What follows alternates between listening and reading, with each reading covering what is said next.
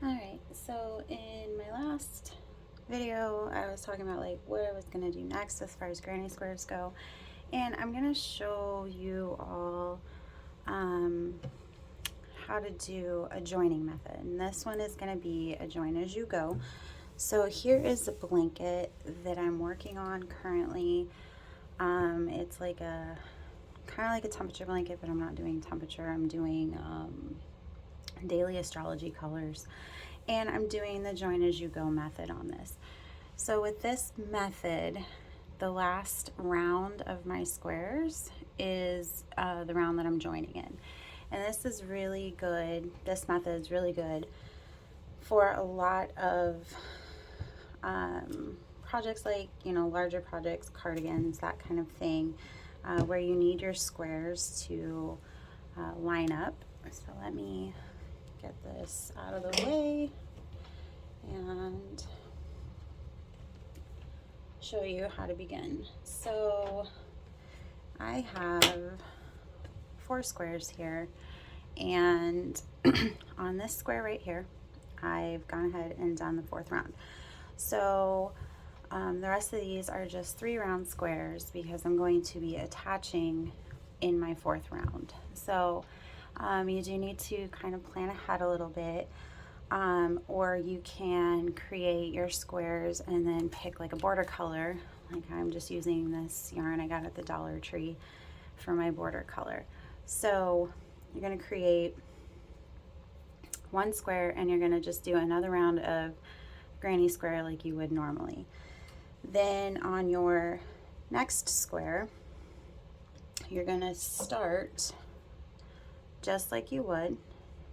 Let me adjust this a little bit. There we go. So you're going to start just like you would a regular granny square. So I'm going to do my standing double, and I'm only going to work a half corner here. I'm going to chain 1, and I'm going to complete this whole side down to here just like I would normally. So just like this.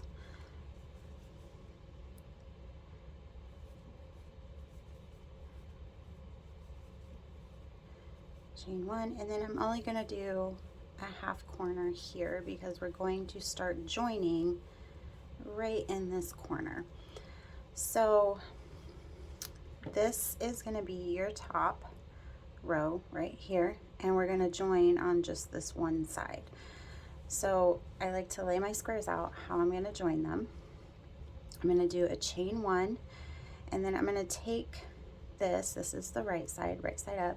I'm going to just pick it up and put the wrong sides together like so. I'm going to keep my yarn kind of towards the front, and I'm going to go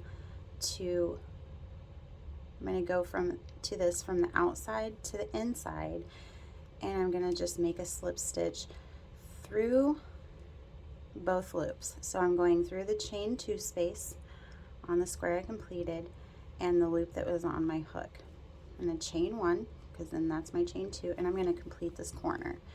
So just 3 double crochets right there. And then I'm going to do the same thing into the next space on the back side. So I'm going to go around, pull it through as a slip stitch. Now you can chain 1 here if you want, but I'm not going to because I want to kind of keep this a little tighter and just do my regular cluster. And I'm going to do the same thing into the next space. From the outside to the inside, slip stitch, and then do my 3 double crochets into the next space. And then outside to the inside, slip stitch, and then I'm going to work half my corner. So I'm going to do 3 double crochets here, and in my corners I do the chains because you're going to be attaching across, so you want a little extra space there. And do my slip stitch, chain 1, and then I'm just going to finish the rest of this square like like normal. So as you can see, it is now attached here, and I'm just going to, like I said, continue along and finish this up. Chain one,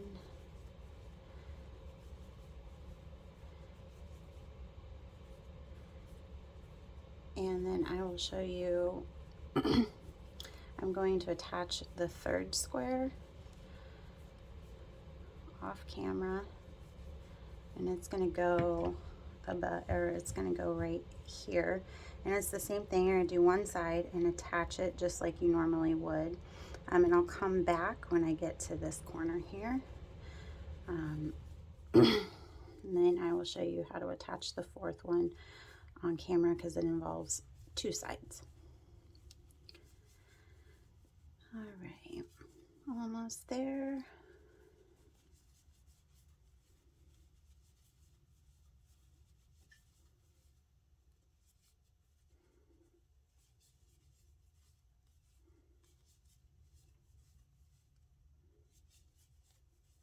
And do my chain two and slip stitch.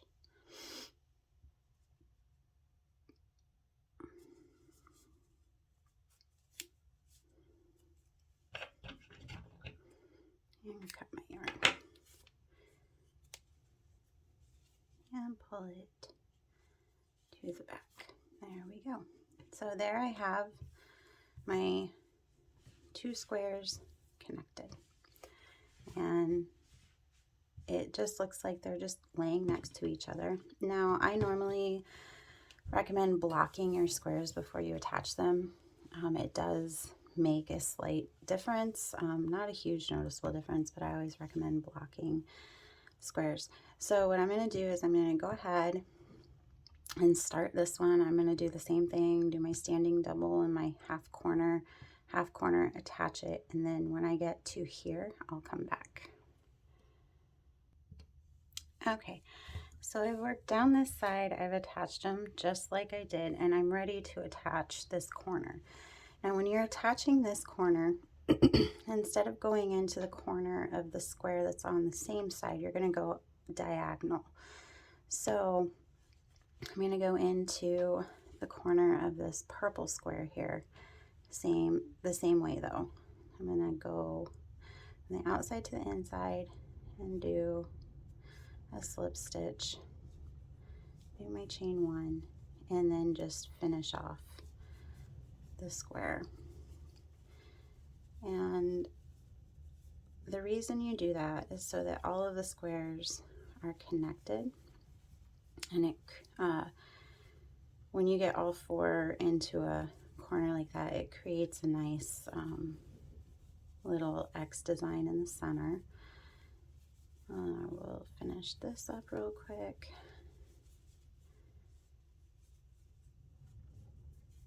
And then we'll move on to the next square, because in that one you'll be doing two sides, and I don't think you're ever going to be connecting more than two sides at a time if you use this method. Like I said, it's really great for blankets, and if you do market bags or cardigans or anything like that. This is one of the fastest and easiest ways I've found to join granny squares. And I'll have to make up some more to do another tutorial. I'll go ahead and cut that and pull that to the back. Just like that. So here we have three connected, and as you can see, it's starting to form the little design. So for our fourth square here, you're going to start the same way and just pick a corner, and you're going to do one side not attached. Okay, and I always start with a half corner. You can do the full corner, it's just I prefer my slip stitch to be right after the chain.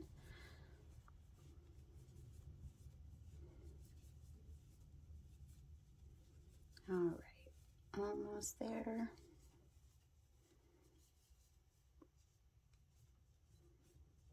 And then we're going to start in a half corner.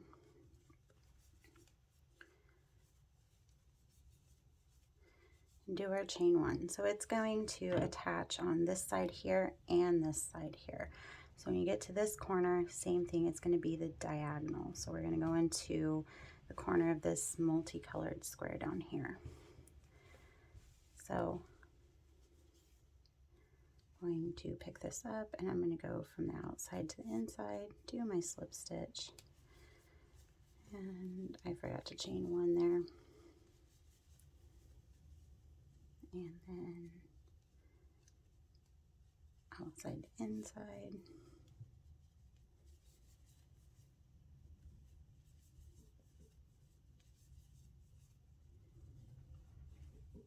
I am off somewhere. Oh. And this happens too. I went into the wrong spot, finishing my corner. And that happens sometimes. If I'm just cruising along, I will forget and then have to frog back. Okay, now we're on the right track. So outside to inside, pull it through, and next chain one space, do my cluster,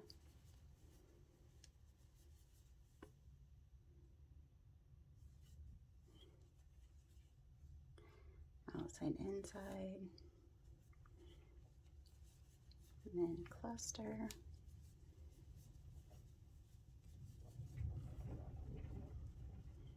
outside to inside, cluster, and then I'm going to work a half a corner.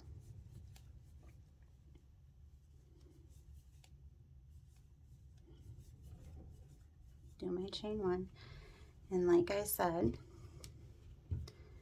we are going to be, if I can get that flat, we're going to be going into the space between the corner on the multicolored square, which is diagonal from this. So I'm going to go outside to inside,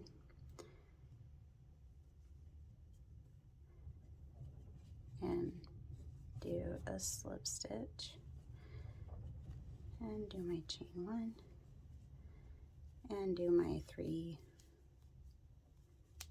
in the corner. And then from here, I'm going to skip the corner space here and go right into the next space of the square that's directly below, and do my 3 clusters.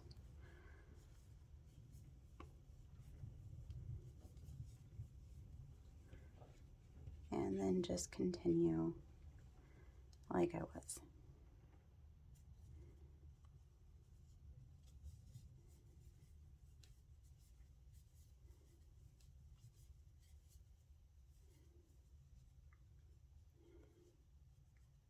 And one of the reasons I like this method so much is there's no sewing. I hate sewing and seaming, so anytime I can make a seam or connect with a crochet hook, that's what I prefer. All right, so I'm at my last corner. I'm going to go outside to inside, do my slip stitch, and then finish off this corner.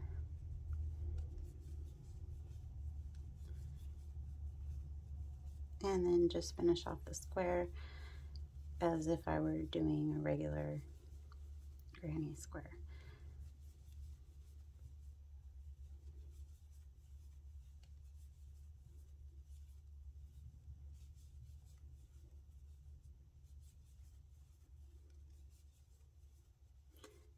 Chain 2 and slip stitch to the beginning, and cut my yarn and pull it to the back. So this is my little sample piece here. Obviously it needs blocked, But you can see this corner here, by going diagonal, it does connect all of the corners together. So there's not like a weird hole here. And then everything else is lined up. All the clusters are lined up. This is going to give you a nice straight edges to work with. If this were blocked, it would be nice and straight. But if you wanted to add a border or something like that. So I will have to make up some more granny squares to show you a couple different ways to join. There's several ways you can do it with your hook, but there's also, you can seam with a needle and thread if you want. I find this method to be the most beginner friendly. You're using the same stitch that you have been using. So if you have any questions about this method, feel free to put it in the comments below. I do have my notifications turned on, so I do get all of those messages. And I think in the next video, I'm going to show you how to change the shape of your granny squares depending on how many corners you put in the beginning. And then we can go over different attaching methods with the different shapes. So thanks for watching. I hope you have a great day.